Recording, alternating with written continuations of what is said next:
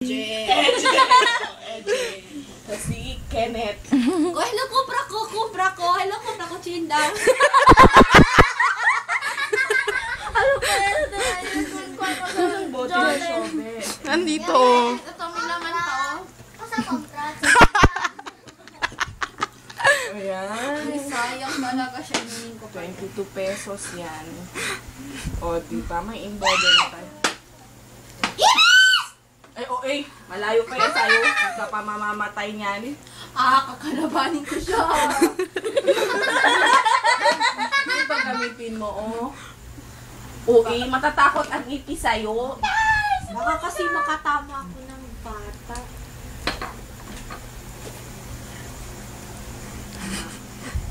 Ito para kay Shobe. Kasi I love you.